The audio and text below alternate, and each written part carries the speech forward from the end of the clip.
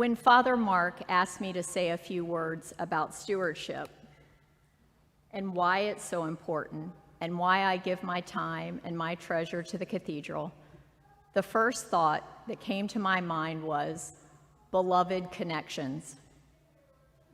When our 6 now grown children are around our kitchen table reflecting about their standout experiences growing up together, there are many buckets of memories: school, vacations, swim team, and always church. And it usually begins with the memories around the fellowship breakfast following the 8 a.m. service.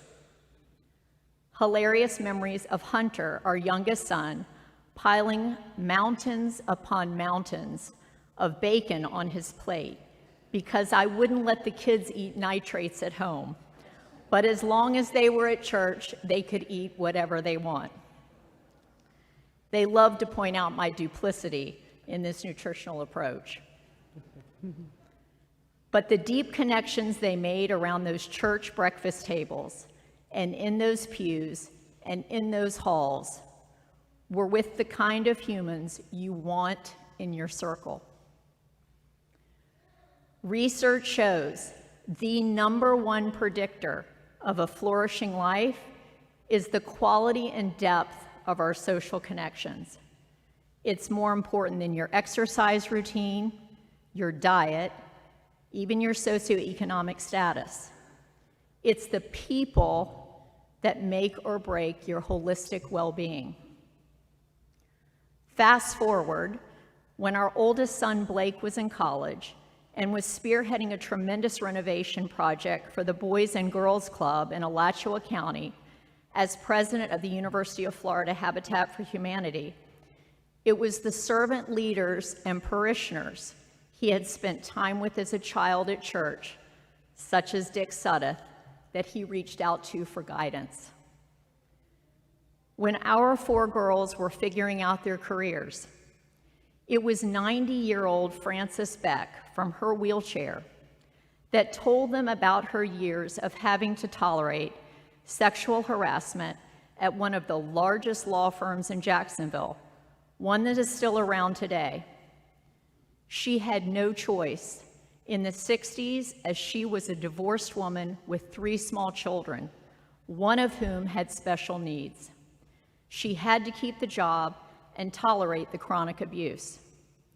She taught our girls about strength, resilience, post-traumatic growth, and the absolute intolerance for discrimination and misogyny. She taught them about the importance of corporate culture before industrial organizational psychologists were considering culture as a significant predictor of holistic well-being and productivity. Frances Beck was the OG of the Me Too movement, a decade before it was a thing. Today, the multi-talented Mitzi Bowden is an invaluable and wise mentor to our daughter Brighton. And Lynn Dorian is one of my many superheroes here at the cathedral, organizing outreach projects for our community and the world while she tours around the U.S. on a motorcycle with her husband. Dr. Peter McCraney, an 8 o'clock regular who sits right where Lewis is sitting today, has delivered more babies and taken care of more women's reproductive health care in my mother's era than many of the multi-doctor practices of today. And now he and his wife, Ann, can lead into the supportive circle of the beloved connections they have created here, to include Kel Owen and her expertise in aging and caregiving. I serve as a facilitator here for a variety of support groups, including a cancer support group and a divorce support group.